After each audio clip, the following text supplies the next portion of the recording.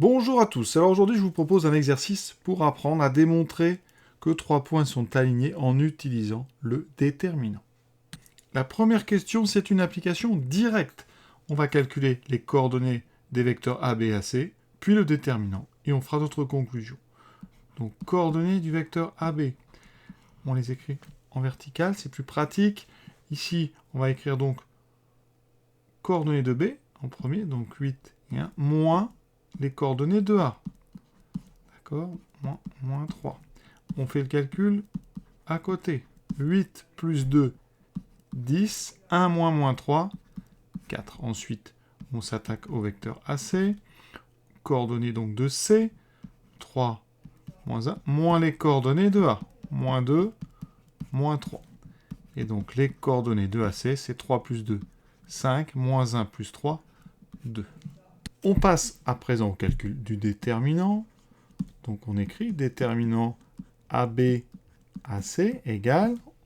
On fait si on veut donc le petit tableau. Vous n'êtes pas obligé de le mettre. Moi je le mets à chaque fois, comme ça c'est plus pratique. Mais vous pouvez faire directement en écrivant à côté. Alors évidemment, pour pouvoir le faire sans l'écrire, il faut avoir écrit à côté les coordonnées de AB et AC. Comme ça, vous voyez, on a le petit calcul. 10 fois 2, 20. Moins 4 fois 5, 20. Et donc ça donne 0. Conclusion.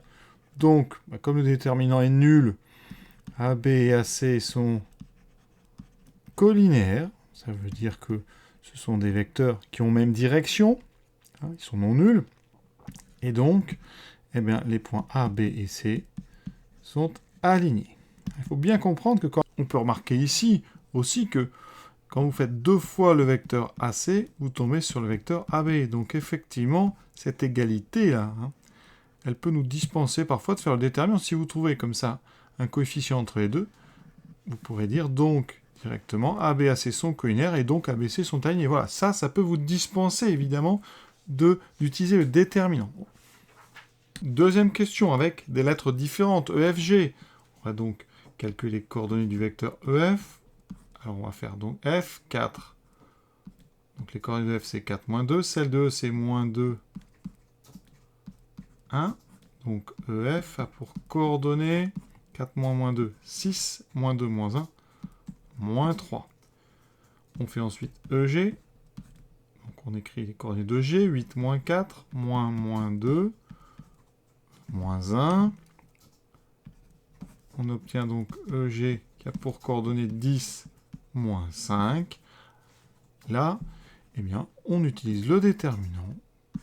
Donc le déterminant du couple EF-EG qui vaut...